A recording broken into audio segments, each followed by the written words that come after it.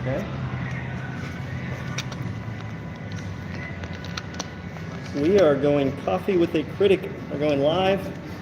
Bob has reached out to me and is interested in how I will vote or what my issues are, and is somewhat curious about the vampire running for mayor. Let's see if we can get everything. Can you check this camera angle? I may need to move that over. All right. Okay. So that one may need to adjust just a tad. Trying to get everything framed in nicely. Perfect. Hi, Bob. How are you doing? Good. I'm Shane. I'll shake your hand again. This one's just for the camera. Did we lose Bob? Yep. Yeah, we did. Once we get this set, it should stay. Okay. When you move I touched it. Yeah. Don't touch anything. We'll leave it in that it's position. It's good in the camera. All right. There we are. So, you sent an email. How long did you think it would take me to get back to you? I didn't expect you to get back with me. I figured you had enough people out there that wanted to know pretty much the same things I did. So Right. I was happy that you did actually. I try to respond quickly and answer all messages, and I'm really happy to be here. So, on a scale of 1 to 10, knowing as much as you know about me right now, which isn't a lot, how likely are you to vote for me for mayor? You have to put my vote as I'm going to give you a solid 5. 5. Fair enough. Okay, so that said, what businesses are you a part of in town? Are you retired? Do you do anything in town? So I am retired. I spent 32 years in the service. I was a law enforcement officer for 24 years. Okay. And I was a paramedic firefighter for 32 years. Wow. So Thank you. Thank you. Appreciate that. So at the age of 50, I went ahead and retired. I just realized I forgot my microphone, which is going to make this way better for the people that are live if I plug this in. Okay. I am sorry. Check. Yep. Let us get mic'd up. Put that on you, make sure it's green. This will make for a much better recording later if we get this plugged in.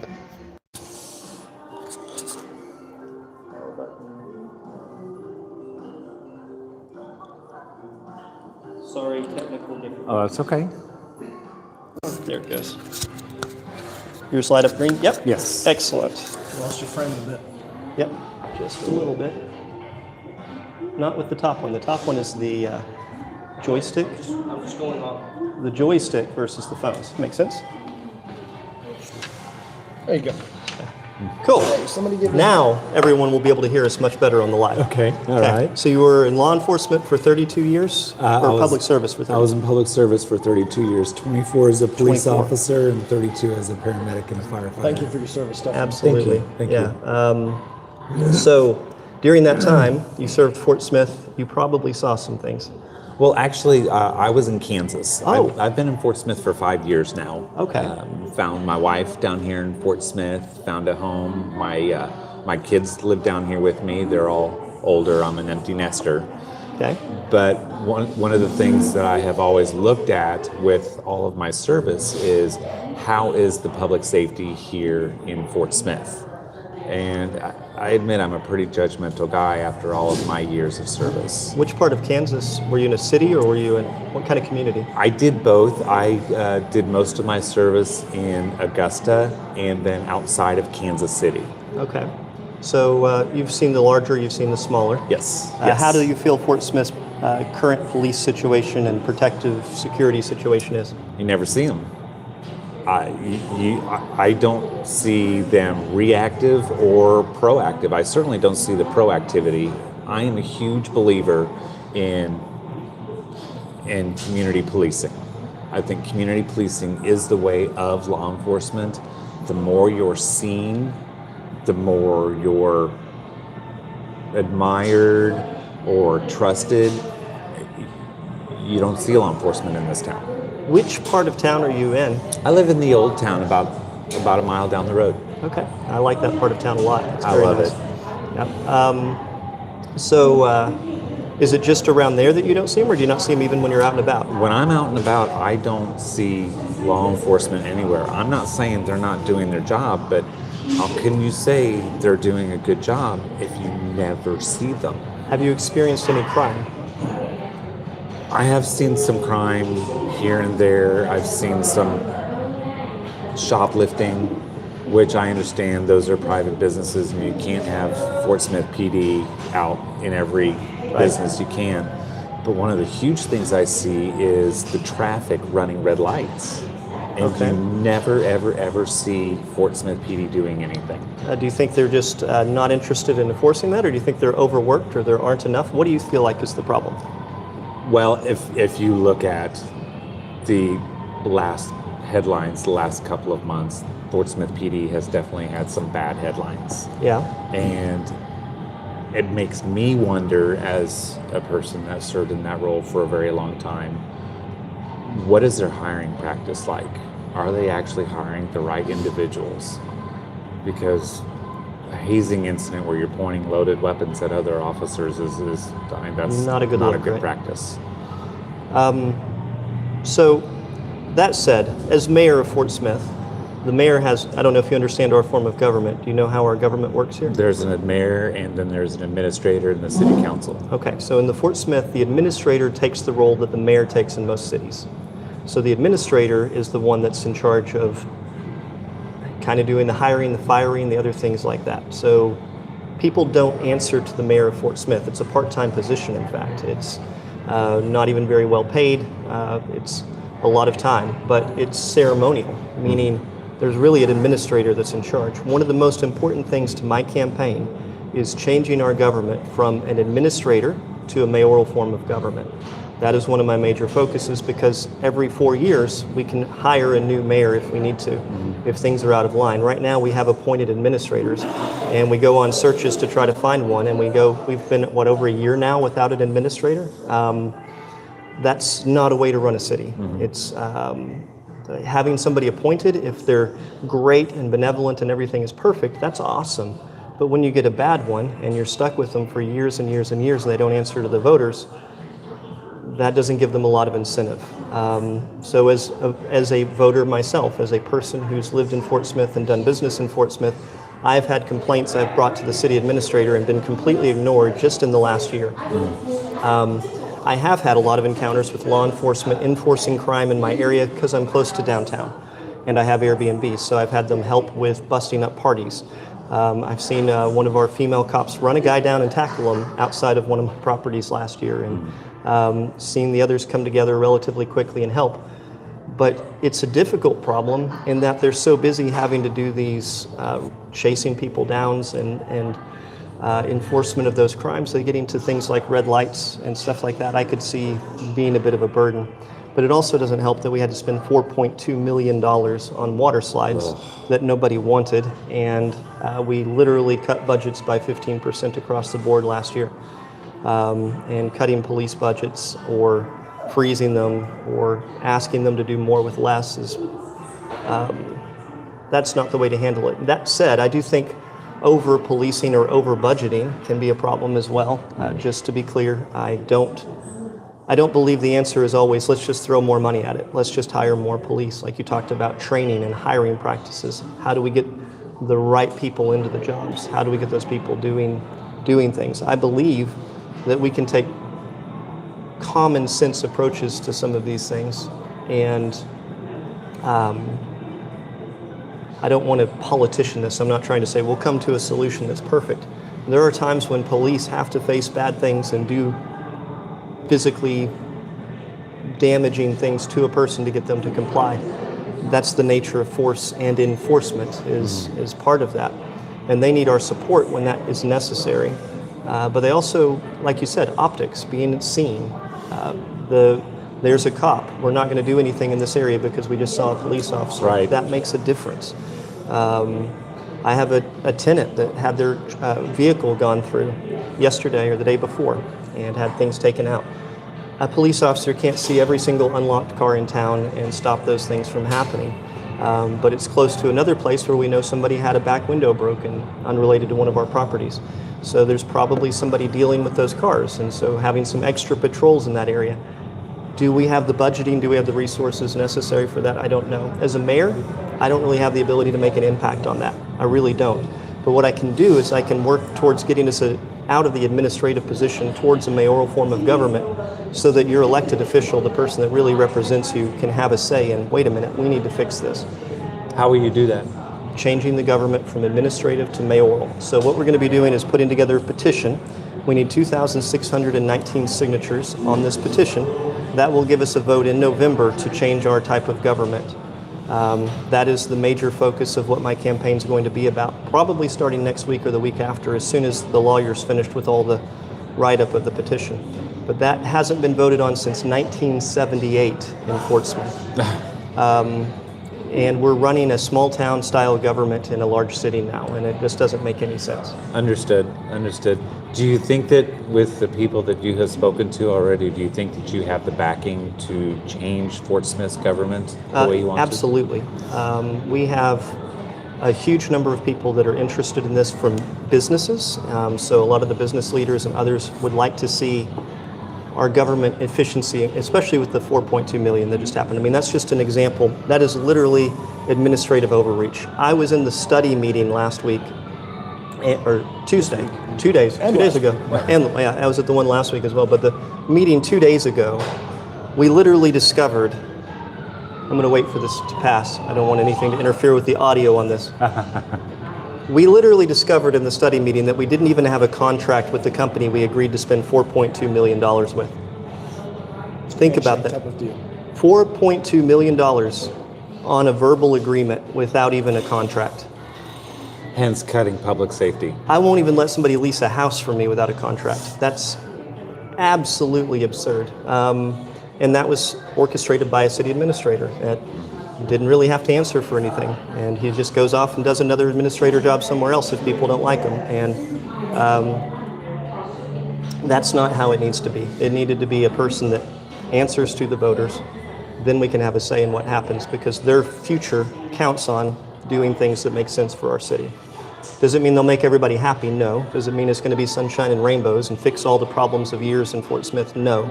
But it at least creates the opportunity for us to have pressure on that person to make us better as a community and answer to us. Mm-hmm. And as an experiment, just try calling our city administrator and talking to him and having a conversation. See how that goes. I've done it several times last year. It did not go well. I would recommend anyone who supports the administrative form of government to try that at some point.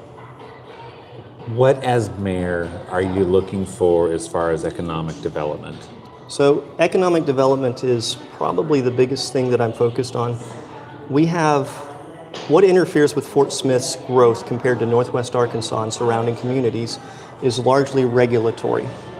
So because we've had an administrator for so long that doesn't answer to people, when builders, home builders, when people that are remodeling buildings, or people that are investing and opening a business in town want to do something, they call and complain to an administrator who doesn't have a reason to care.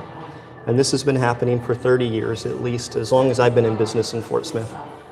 And our building and planning department is I'll put it this way. You know the difference between Barney Fife and Andy Griffith? I do. Okay, our building department and planning department is Barney Fife. They show up, everybody's a criminal.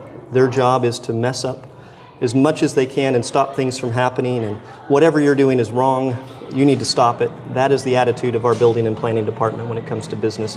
This is the reason why nobody wants to invest in the businesses downtown and the buildings downtown. This is why when businesses are trying to open, they find it much easier to do business in Van Buren or Fayetteville or Rogers or Greenwood or other surrounding cities rather than opening in Fort Smith, because in Fort Smith the whole time it's wait, you can't do that. No, you can't do that. No, you can't do that because of this.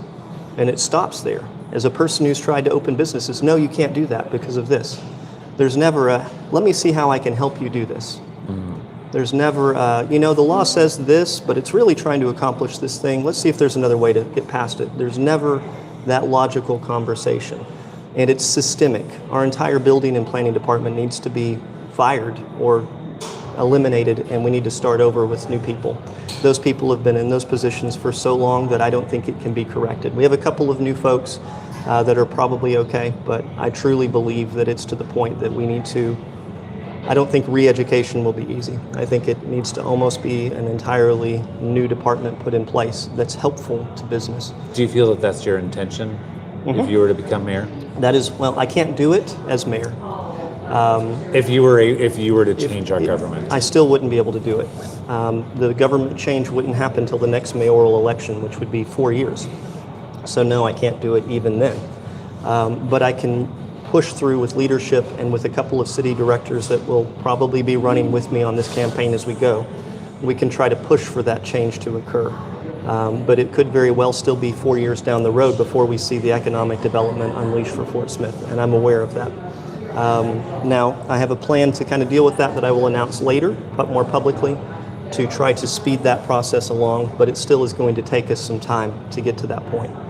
And these are not grievances that are unique to me. This is over and over with lots of different business leaders in our community, and lots of different developers and lots of different people that work. You know, if you talk to an electrician about the difference between working in Van Buren versus working in Fort Smith from an inspection perspective and compliance perspective, it's ridiculous. And it adds to extra costs for Fort Smith citizens, so they don't even know when they're hiring somebody, they're paying a premium because they're in Fort Smith that they wouldn't pay if they were in another community. that I understand what you're saying. I do, and I would like to see the economic development boom in Fort Smith. And if it means that we have to change the leadership, then we would have to do that so we can bring in that development, whether it be industrial, whether it be storefronts. Downtown is a huge seller for Fort Smith. I go downtown a lot. I'm overjoyed. They're rebuilding Brick Street Brewery. Right. I think that's fantastic. Bricktown Brewery. Yeah. I think that's fantastic. I think that's a mainstay. Yeah, we found out that it was $2.8 million is what they're planning to build that, which is less than or about what it takes to install the water slides. Yeah, those water slides. Yeah. It's the city itself can incentivize economic development. You say you're a frequent of downtown. Typically, do you go down there often enough to see some of the vacancy and some of the issues we have with our indigent personnel that live in the city? I have not seen a lot of it. When my wife and I, when we go downtown to go to Bricktown Brewery when it was open, or just to window shop, really don't see a lot of it. Not that it's not there, because it's at every street corner, aside, whether it be on Phoenix or Zero or Rogers. Maybe I'm just not paying attention. Well, you came from a larger city in a different state. Fort Smith is sort of unique in that way, and I know Shane's had some discussions with some of the other leaders discussing that. So coming in from the outside, maybe that might have, spurred a conversation. That's the reason I asked. Actually, to be honest, coming from Kansas on down here to Fort Smith, I was amazed that every street corner there's vagrants, there's people asking for money under the sign that says don't give them any money. Don't give them money. There's people out there. Yeah. There are people sleeping, next to the vape shop there by the Walmart on Zero. I'll give you an example of this in Fort Smith that affected me and my business. So I have Airbnbs, you may have seen online. One of my Airbnbs is close to downtown on a street corner, and there's a vacant lot across the street next to the Dollar Tree. About 2 years ago, it was around this time 2 years ago, a tent city emerged in that vacant lot. And we called the police and said, hey, there's people, they're causing crime, they're trashing this place, it looks awful, it's on a major intersection on the way to downtown. What can we do to get this taken care of? Oh, we can't do anything. We're not allowed to break up a homeless camp if it's on, or whatever in the city. And I said, well, we have to be able to do something. No, we're not allowed. And we called police. We said, look, they're trashing, they're littering. Can we do something? Nope, we're not allowed to do anything. We're not allowed to do anything. So finally, my wife and I had to take it upon ourselves to contact the landowners. So we looked up public records. We contacted the landowners. We had to do all the research to get in touch with that person privately. We got them out to come and cut down all the bushes and everything so that their tents were then emerged. And then we had to direct them to the city to get special signs that said no trespassing that were green from the city that the police could enforce whether the landowner was there or not, which I understand having a specific type of enforcement. But all of that initiative we had to take is something that could have been done by law enforcement. Agreed. That could have been done. That research is not that hard. It took us maybe an hour or two. I knew how to do it because I do real estate.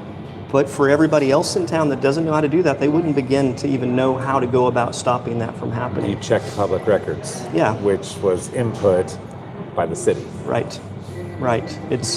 It shouldn't be that hard of a concept for people to figure out. I have another friend who is in business. He started a haunted house in our downtown area that's a relatively popular event around Halloween. And the video cameras and the people defecating on the property and tinkering and stealing and pilfering and all these things just over and over and over. You can report it, but there's not an ability to stop that as it is. That's impeding his business. That's impeding the safety of the people that are coming there. That is not a good thing for health standards even. And is there a perfect answer? There isn't a perfect answer, but it is something that our city is scared to even talk about as it stands. It came up a little bit in the city meeting on Tuesday, and it was interesting to watch all the directors try to skirt around this issue or even call it a problem. It's a fact. We are going to have homeless people. We're going to have a homeless population. It's normal. But having it controlled in such a way where it's not impacting businesses and individuals in a negative way is an important part of having a city. Building inspectors show up and harass me over changing a ceiling fan without a permit. Literally stop work notices for changing a ceiling fan without a permit last year. My house is made of 2x4s. My house is built to code. These people are living in tents in places that, that's not to code. If we're going to enforce a building code on me, why are we not enforcing a building code upon their dwelling? Why are we not getting, you need to stop notice on this? This is unsafe. I can't pop up a tent on a piece of property and rent it to someone. I would be terrible if I did so. But you can just pop up a tent anywhere in town and start living. That's a policy that we have to change. Agreed. The park that you see behind us several years ago was full of tents until they finally figured out that they could, I guess, change the way that they approached how you could set up a tent on a public park, because they were covered under the ACLU, so they can put up a tent anywhere they like, which is sort of against the, can you walk around there at night with your children, or do you feel safe walking around there at night? And it was a big deal, but when did they stop that? Well, it was a Supreme Court decision ultimately that stopped that. So the reason why they couldn't enforce was related to a court of appeals that had made a decision that those laws were not enforceable, and essentially had stopped them. But now it's enforceable again. So that was not entirely the city's fault, but being able to come up with creative enforcement is the kind of thing we need leaders for. Because even if we can't officially stop something, we should still be able to come up with common sense ways to come up with better ways to make it work. Right. If you have a squatter problem, you can say, well, legally I can't just kick you out. But there are ways to make squatters in your house uncomfortable enough that they want to leave. There are ways that you can go about doing some of those things. And not to say that we don't need resources for homelessness and places, but we need to work on that. And also the locations of those facilities. We can't both have an entertainment district downtown and a historic district that we're trying to develop economically, and right in the center of that, put all the services for the homeless to attract them in daily where they're going to be fed and everything else. Why not locate those in a district of town that we're not trying to create the economic development around? That's going to naturally lead to more pathways outside of those areas and make those areas feel safer and better. Now, could it take some incentives and financial improvement from the city to make those, or incentivize those places to move? Yes, but I bet it's less than 4.2 million. Yeah. So when dealing with the homelessness, what do you think is the best way to go about dealing with them? Well, it's a mental health issue mostly. Thank you for saying that. It is, most people, somebody has some bad luck for a few weeks, they may have an issue. But most people that are mentally sound in our place in Fort Smith can get a place to live. I have places to rent for $600 a month. You can work at McDonald's and easily afford rent. There are ways that anybody can do it if they're mentally sound. But with addiction and with mental health problems being what they are, That's what leads to most of the homelessness in our area. That's just a matter of fact. Most of it is that. How do we deal with the addiction and the mental So issues? most cities, there's no easy answer, but most cities, the economics of the problem help to fix it. Meaning, you can't survive on $1,000 a month in Denver. You can't survive on $1,000 a month in LA. You can't do that. So the economics of survival eventually dictate the person has to change what's going on and seek help. Economically in Fort Smith, you can survive on very little, which takes away that economic incentive for them to do better and to better themselves. As our city economically grows, it will become more expensive to live in Fort Smith, which is a negative in some ways for citizens, but citizens can make more money. And so as we economically develop, some of that economic incentive will meet itself into here, and people will seek help more. But ultimately, we have to approach homelessness from a perspective of this is a mental health crisis. How do we get better help for them? What can we do from mental health care and from helping a person to get into a situation where they can change their situation? And that isn't by putting them in a jail. It's just not. And when we fill a jail up with homelessness issues, now we prevent real criminals that are needing to be corrected through the jail system from even being there. And it's a huge burden on the taxpayers. So incentivizing local folks, finding the people like Hope Campus and others that are willing to try to help these people to get the care that they need. Next Step is another. There's several different programs. How do we help them to accomplish that?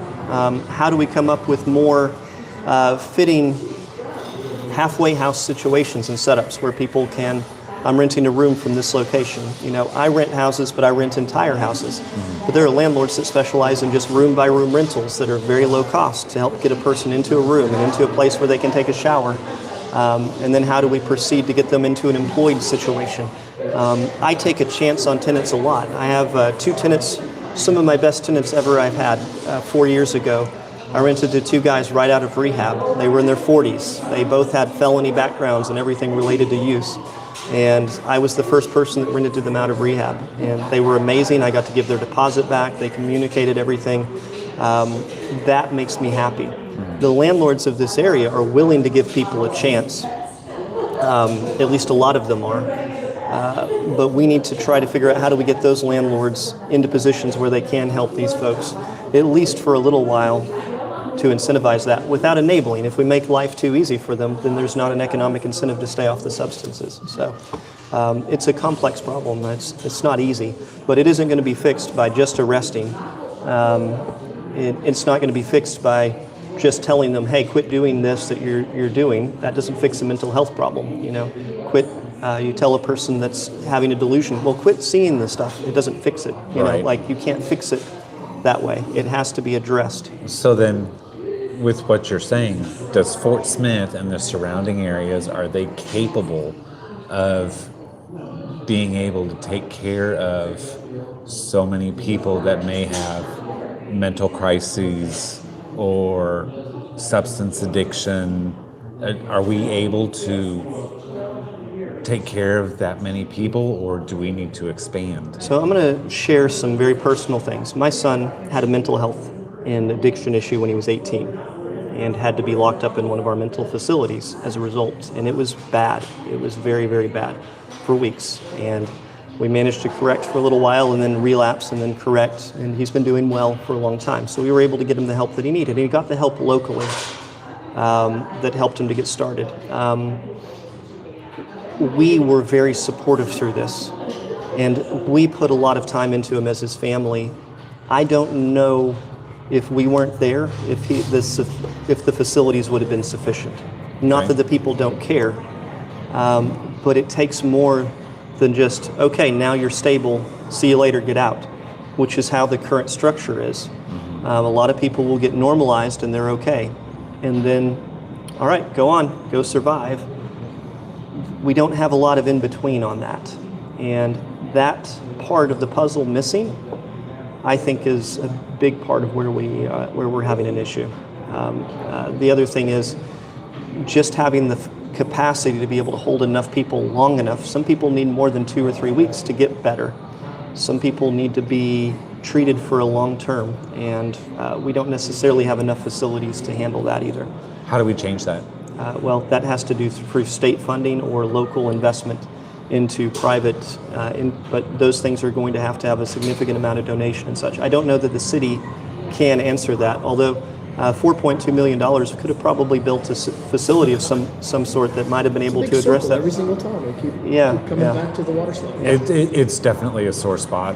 With so many, I mean, everybody that I have spoken to, and granted, that's an older generation that doesn't have young kids. They may have grandkids. Right. They don't understand why the city is spending $4.2 million on slides and cutting police budgets, cutting fire department budgets for some slides. It's absolutely absurd, and there is some money and underhanded things that are very clearly going on this that they don't want investigated. They are extremely resistant to an Attorney General investigation, and that tells me there's probably some, because the Attorney General investigation doesn't cost anybody any money. Why would we not want that if there wasn't something to hide?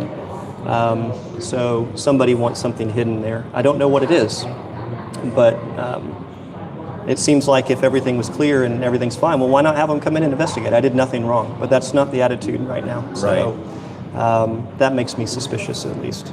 Understood. So changing a little bit, let's talk about this winter storm that we just had. Okay. If you had to rate the city on their performance during this winter storm, what would you say? Well, you're from Kansas, so you've seen much better handled snow, but we don't have... Understood, yeah. Is this your first winter storm in Fort Smith? No. Okay. No. Generally speaking, it doesn't last this long because we usually have a 50 to 70 degree day that follows the winter storm within a day or two that melts it all off. It's very unusual that we have the winter storm and it stays cold so it doesn't just go away. And I think most of our city's response is based around, it'll be gone in a couple days. We don't really have to do much. And that showed this time. I think that showed. Some of the streets, like Kelly Highway and others, they were plowed beautifully and they did a great job on it. But like on Grand Avenue, they plowed up, put a huge barrier between 16th Street and Grand, right where my Airbnbs are. So it was like hitting the biggest speed bump on the Dukes of Hazzard you ever saw. You could just about ramp on the thing. So yesterday on my way back there, somebody was scooping that up to take care of it with a tractor, and they were literally piling it in the yard at my Airbnb. They'd made a giant mound, and I had to pull up, and I told the guy, look, why are you putting that there? And it was absolutely absurd. I was like, well, are you going to move it? No. Well, you need to move it. I want it off my property. There's public space right there you can put it that isn't mine. Put it there instead of piling it in the yard. There's not even any brain cells connecting for that to be a thing. Why would you pile stuff in somebody's yard? You don't just go do that. Right. But that said, we're in the South. Generally speaking, we don't have to have the response that you need up north to measure us by what you're used to in Kansas. The state doesn't have the budget. Yeah. If you go to Missouri, there's a definitive line when you cross from Arkansas to Missouri because of the north, as you well know, being from Kansas. They have a huge budget for snow removal, and we just don't have it. Right. And it doesn't make sense for us to have that budget in place for something that happens once every 5 years and lasts for 2 or 3 days. Big one was 3 or 4 years ago, wasn't it? Right. 2021. Yeah. 2021. That was the last one, and that one only lasted a couple days before we had a hot enough day to clear all the roads. That's very, very true. That's generally the MO. So why invest millions of taxpayer dollars every year in something that we just have a couple extra days of inconvenience? We can all survive it. It'll be okay.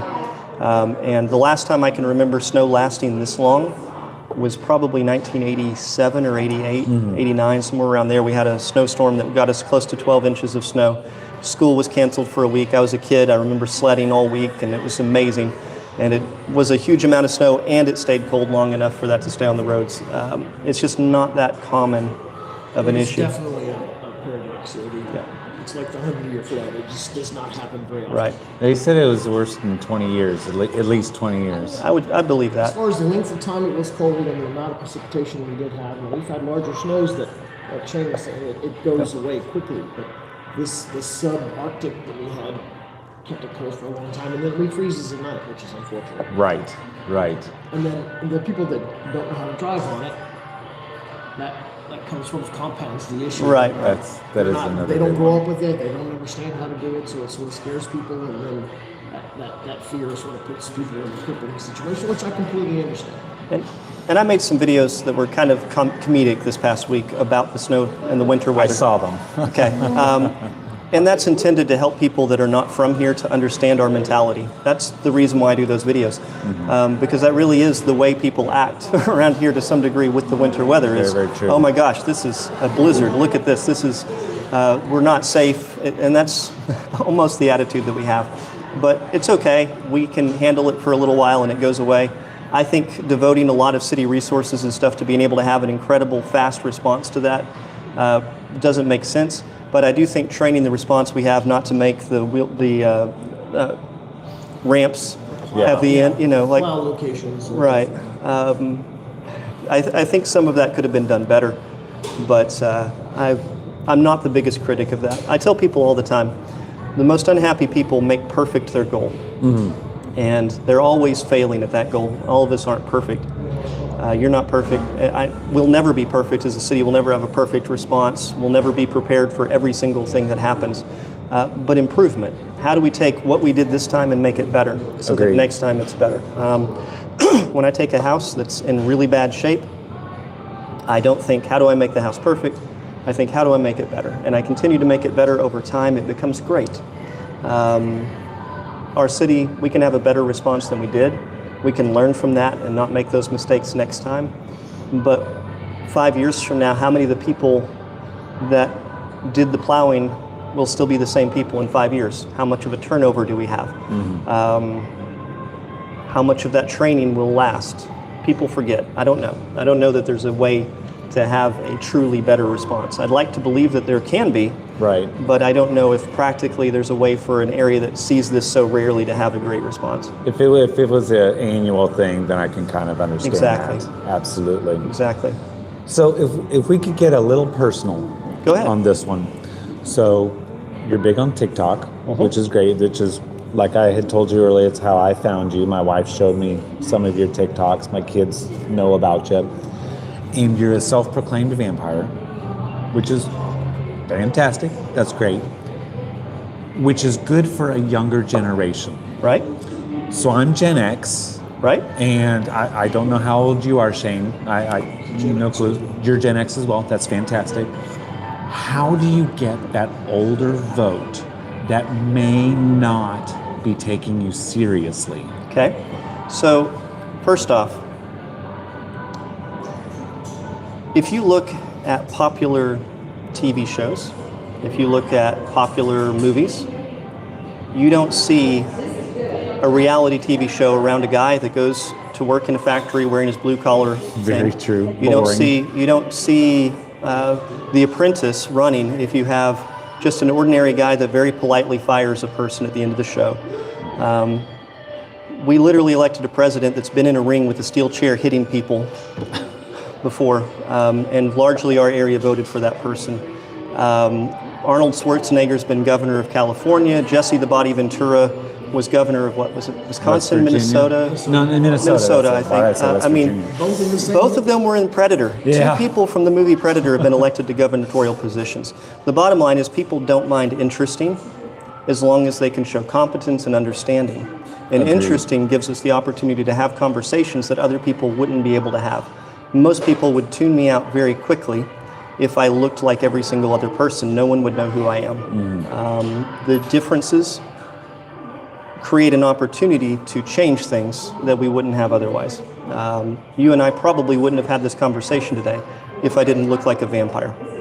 I find you very interesting, and when I reached out to you, initially when my wife showed me some of the videos, I shook my head, Right.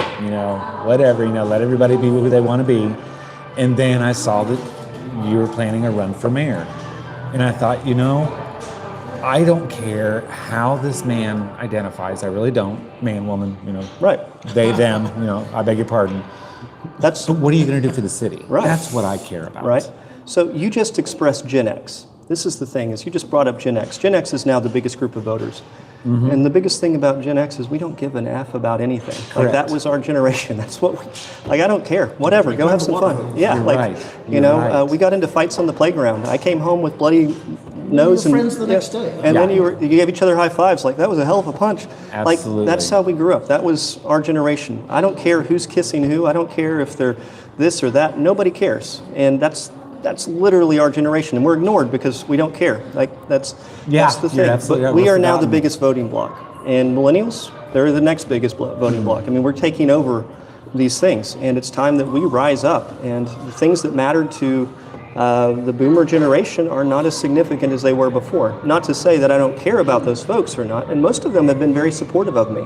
And I'm very happy to have their support. It's amazing how many of the older business folks and people have come to me and said, I'm glad somebody wants to change this building department. They've been stuck in our side when we try to locate a business or do something for years and years and years, and nobody will stand up to them.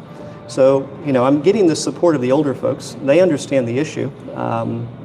I think most of the perceived problem is just that. It's a perception. People believe it will be an issue. And they think it'll be an issue for others. I guess I could use another example for that. One of the things I'm very famous for in this area, and I don't know if you know this because you've only been here about 5 years, is a house that I sold in 2020. Do you know about my house? Is this the dungeon? Yes. Yeah. So I sold a house that went famous, and it was for having an S*X dungeon that I publicly sold. At my open house, I had over 150 people at the first house. I had people stopping open house. I had people stopping in front and taking selfies all day in front of my house. Everybody wanted to prove that they were in the neighborhood of this house. The Miami Herald did a story on it. The Wall Street Journal did a story about a house being sold in Van Buren, Arkansas. I'm a marketing guy. That's where my background came from. I understood how to get marketing for a house in Van Buren, Arkansas, and it worked.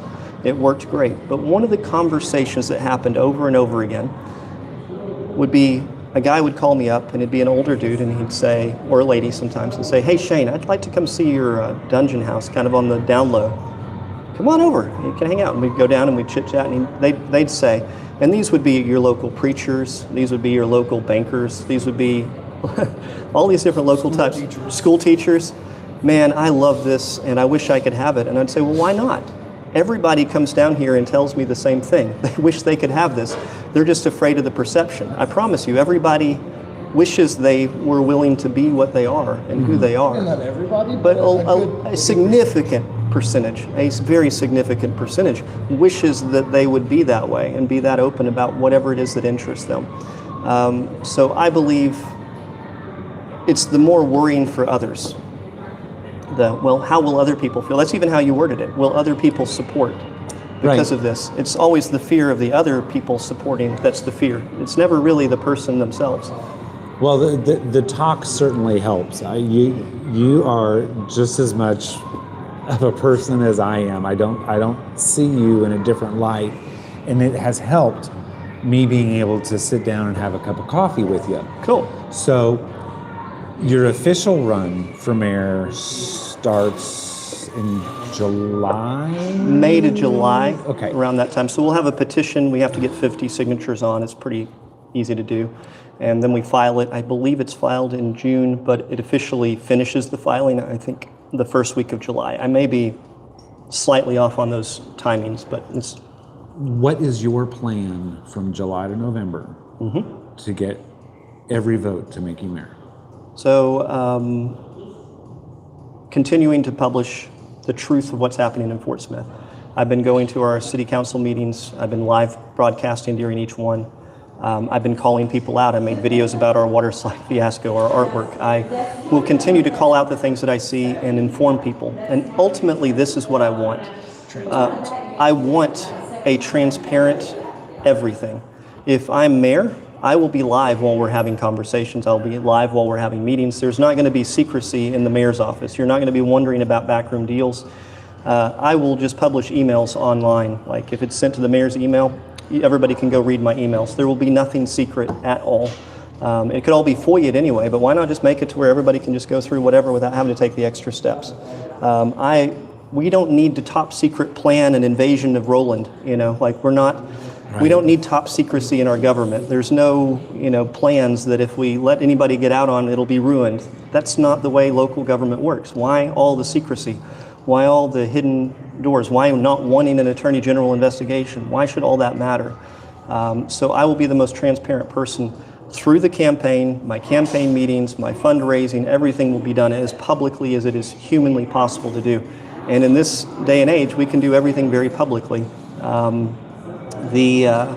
I think that's going to resonate with people. I think that's going to work well.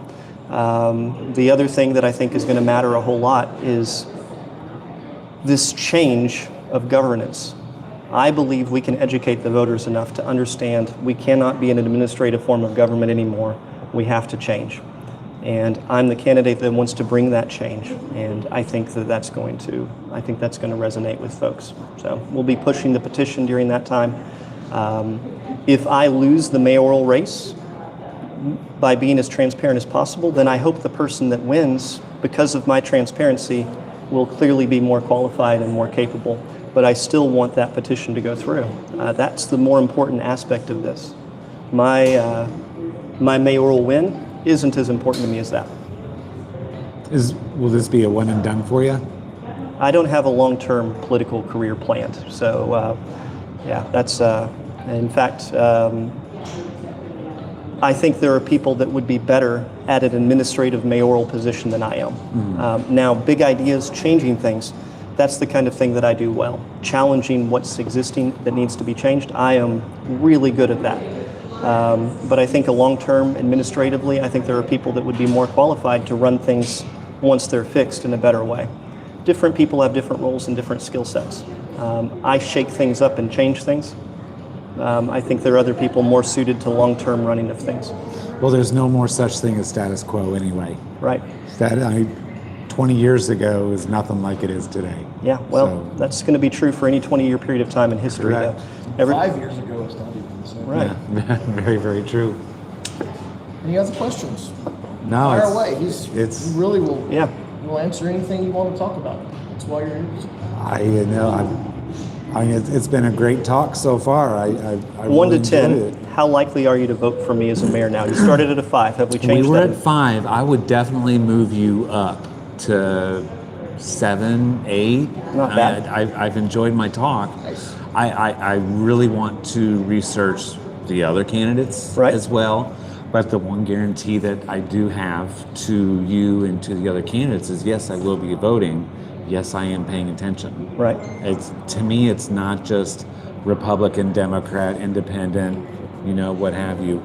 What are you going to do to better the city? That's what I'm out for. What do you think is the most important aspect or the most important thing to our city right now? Well, for me personally, because of my past, I have to say it's public safety. Right. So, of public safety, what specifically would you like to see changed?